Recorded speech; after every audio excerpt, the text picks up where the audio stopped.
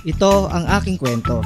Makakapanood kayo ng masasaya, nagluluto, namamalengke, naggagala, nagro-road trip kung saan-saan. At ang pangarap ko, mabigyang saya ang aking pamilya at ang aking mga manonood. Kaya tara na mga kabiyahe. Alright, good morning. Good morning nga pala mga kabiyahe at mga kasowert. So, yun. Bali, panibagong araw at panibagong vlog na naman tayo. So, medyo matagal-tagal din tayong hindi nakapag-vlog nitong mga nakaraang araw. Gawa ng, medyo naging busy. Tsaka pangalawa, ay iba yung panahon ngayon dito sa Laguna dahil nga po walang tigil ng ulan. Halos 2 weeks na nag-uulan po nitong mga nakaraang araw. So, hindi tayo nakapag-vlog or hindi tayo nakapag-adventure. So, ngayon ay eto, lahat ng sasakyan ni boss ay ipapalinis na natin. Gawa nga po ng bukas ay paalis sila boss at pupunta na sila sa ibang bansa. So kailangan bago sila umalis ay areglado na lahat at napalinis na natin mga sasakyan. So yun mga kabiyahe, samahan nyo ako at dalhin natin sa car wash. Manager, boss Amo, shoutout ka muna. Shoutout. Sama ka ba nila? Hindi, ihatid ko bukas ng madaling araw. So, shoutout kay Boss Bart. Ang pogi mo ngayon, Papa Pog. Oh my God! Wow! So, ayun mga kabiyahe. Dali natin itong bali limang sasakyan yung dadali natin ngayon dun sa high grade. At gawa nga po ng tulad nga ng nasabi ko kanina ay kailangan nating palinis. At sila boss ay paalis bukas. So sana may pasalubong tayo.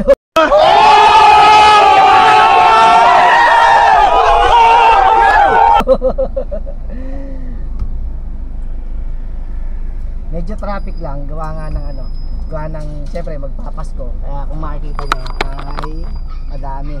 May mga tinda. May mga sidera dito sa palengke. At kinuha ko nga tong Innova kasi kasama tong Innova sa service natin at kasama rin ang Innova sa ipalilinis natin mga kabiyahe. So diretso na tayo sa high grade doon po sa highway ng Patimbao. Ang traffic! Grabe. So medyo mahaba-haba yung bakasyon ko ngayon. Sana all. Walang sweldo.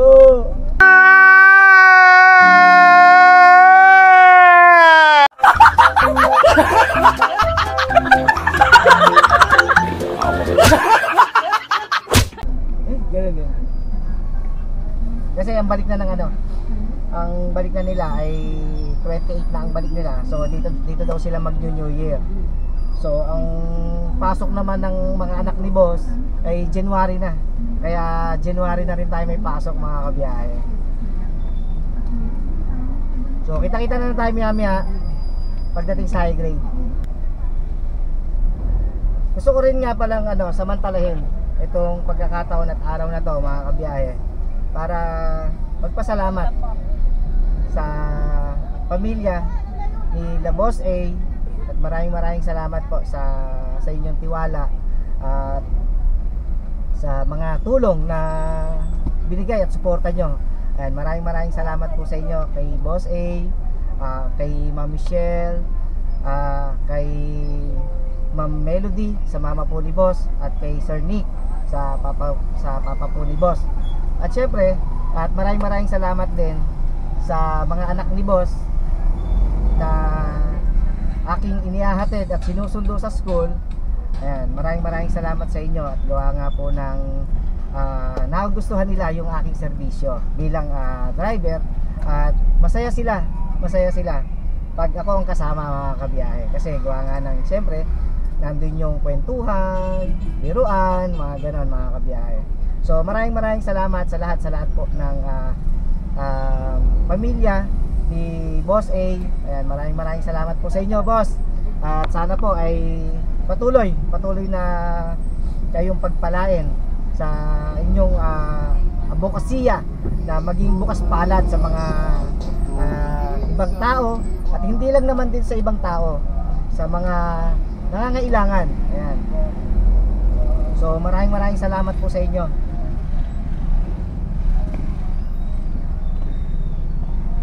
Sa walang sawang pagtitiwala.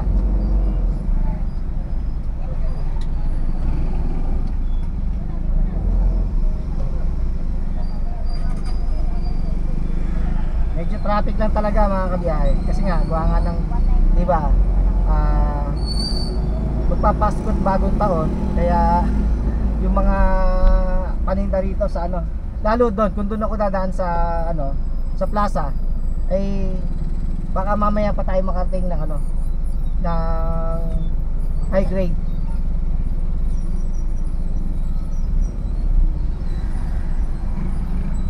So maya na lang ulit mga kabiyahe, kita-kita na lang ulit tayo. Let's go. A few moments later. Alright, so yun mga kabiyahe, at nandito na nga ako sa high grade. Kararating ko lang. So yung LC, yun yung unang-una natin dinala kanina, at nakasalang na nga.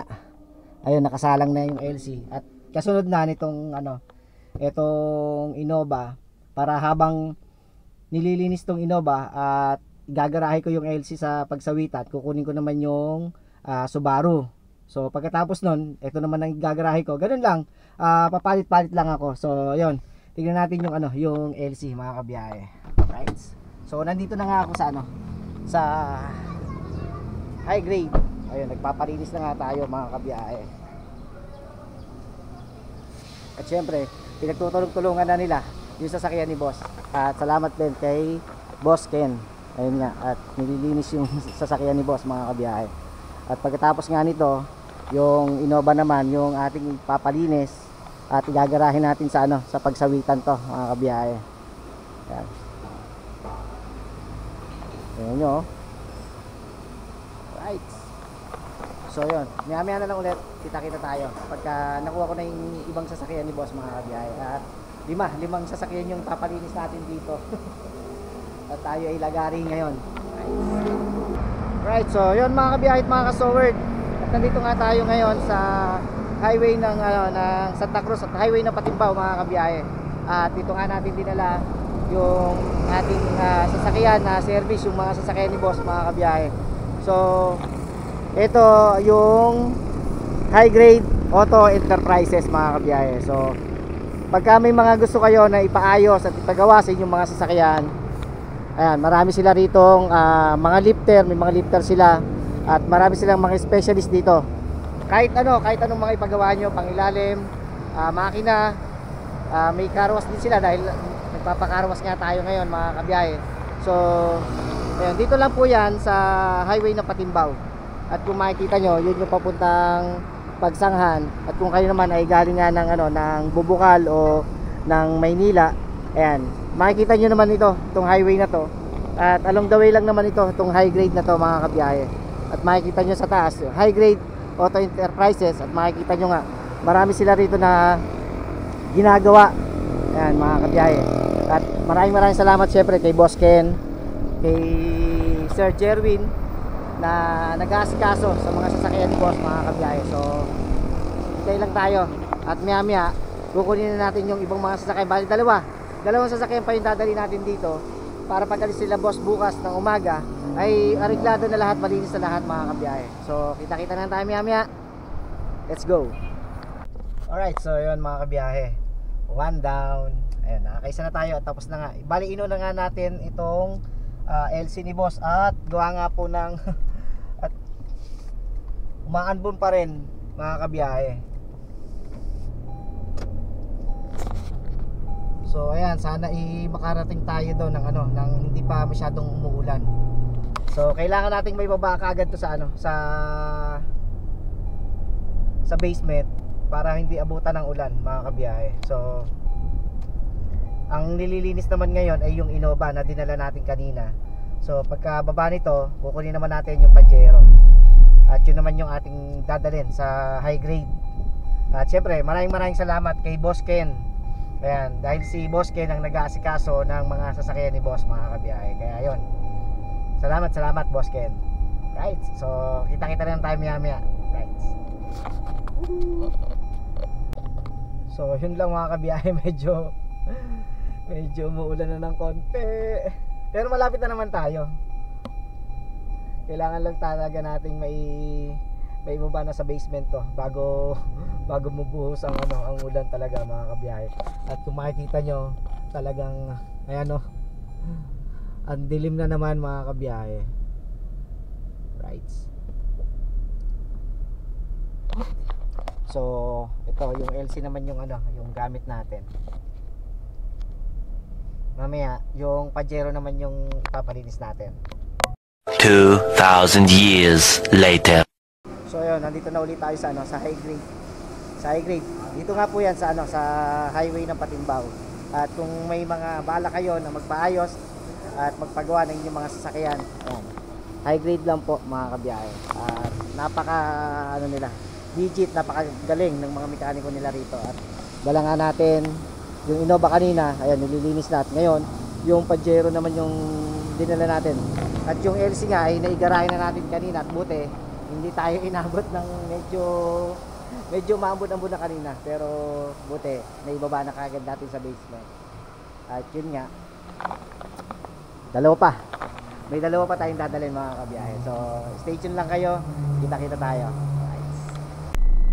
Alright, so yun mga kabiyahe. At eto, pangalawang sasakyan ni boss na natapos.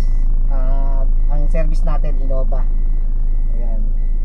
Bali, diretso na natin sa basement to. Baka abutan pa tayo ng ulan. Ayan. Maraming salamat sa mga tropa natin dito sa high grade. At ang Pajero ay ayun, nandun yung Pajero. So maya na lang kukunin ko naman ay yung yung Subaru, yun naman yung papalinis natin at isusunod natin sa Pajero. At syempre bago natin dalhin yun, kakain muna ako. Ang oras natin ay alas 12 na ng tanghali. Bali doon na ako kakain sa Pagsawitan.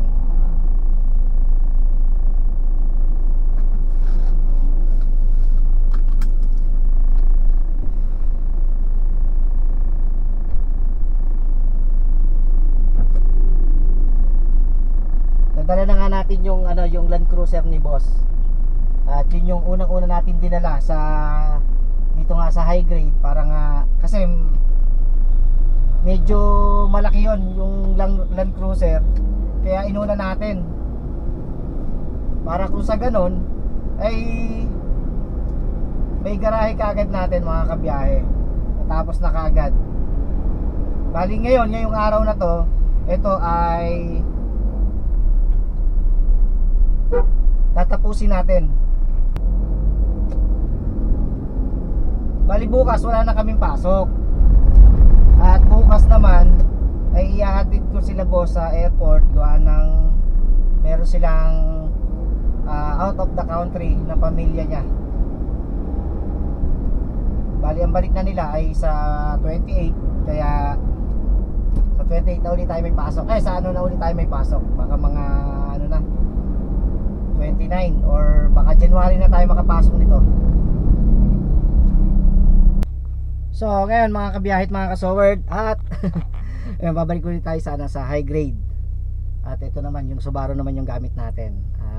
Ito naman yung ating iiwanan doon sa high grade. Kukunin naman natin yung yung Pajero. Yun naman ang kukunin natin para i-garahe dito sa Pagsawitan. Right.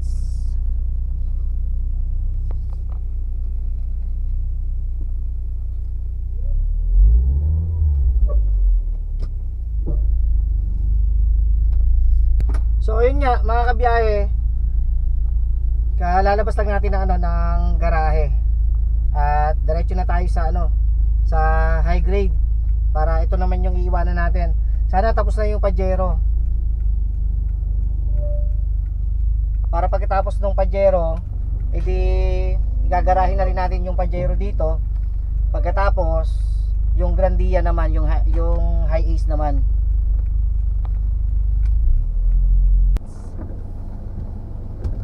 So yun, good morning mga kabiyahe. hindi na ako nakapag-outro kahapon mga kabiyahe kasi gawa ng buhos na buhos ang ulan, tsaka nagmamadali kami. Gawa ng kailangan na kasi may garahe yung mga sasakyan. So ngayon ay kahatid lang namin ni Jerome sila boss dun sa airport. At ang oras natin ngayon ay alas 3. Ayun, alas 3 ng madaling araw. Nandito na kami sa sa Calamba, toll gate Calamba mga kabiyahe. So dire-diretso naman yung biyahe namin, kaya lang ay talagang hanggang ngayon ay buhos na buhos pa rin ang ulan. Grabe. Walang tigil ang ulan dito. Pero sa Maynila kanina ay hindi umuulan. Ewan ko bakit kung bakit dito lang talaga sa Laguna umuulan.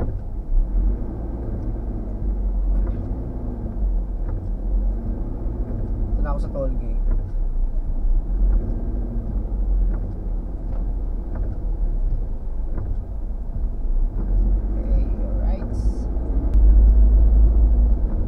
So yun, dalawang sasakyan kami. Gawa ng yung mga gamit pati. Tapos yung Grandia, yun yung gamit ni Jerome. Ako naman itong Innova gamit ko. So dito kami dadaan sa bypass sa Bukal mga kabiyahe. Halos maghapon ako nagpalinis ng ng sasakyan kahapon. Gawa nga ng buti, ay shoutout nga pala kay Boss Ken. Gawa nga ng hindi na siya tumanggap ng ibang lilinisin, kundi yung mga sasakyan na lang ni Boss, kasi gawa nga ng lima sasakyan yung pinalinis natin kahapon. Pero kung siguro hindi tayo sa high grade nagpalinis ng sasakyan, ay palagay ko yun doon pa lang sa 2 o 3 ay maghapon na yon mga kabiyahe. Kasi nung nag-ikot-ikot ako na kung saan ako pwede magpalinis kahapon, ay talagang punuan. Wala talaga akong mapwestuhan na may bakante. Tapos nagbaka sakali nga ako sa high grade dun sa pinsan nga ni Boss na magpunta. So may 2 na nililinis. At sinabi ko nga kay Boss Ken na na magpapalinis din kami ng sasakyan 5. Kaya sabi niya, sige, dali mo na rito at hindi na ako tatanggap ng lilinisin. Kaya maraming salamat at shoutout sa iyo, Boss Ken. Baka naman. Ganun din, no? So yun, ngayon lang ako nakapag kasi gawa nga ng sakay ko nga, may sakay din akong iba. Bukod sa gamit, may sakay din akong iba. Yung kapatid nila ma'am ay sakay ko rin. So yun, at sana ay mag-iingat po kayo dyan, boss. Mag-iingat po kayo sa at enjoy sa inyong bakasyon. So kagabi ay medyo sinaba tayo ng pakiramdam at ako ay nagkaroon ng senat. Pero nagsabi naman ako kay boss na kaya ko, kasi sinabi ko nga kay boss na medyo nilalagnat ako, tsaka kila ma'am, sa mama nga ni boss. At sabi ko nga, pero kaya ko naman. Ay sabi nga ni boss na magpahinga nga muna ako. Siyempre tinantya ko rin yung sarili ko. Kaya ko naman mga kabiyahe. So yun, ngayon nga naibiyahe ko na nga sila at naihatid. At sa 28 ay kakaunin naman namin ulit ni Jerome.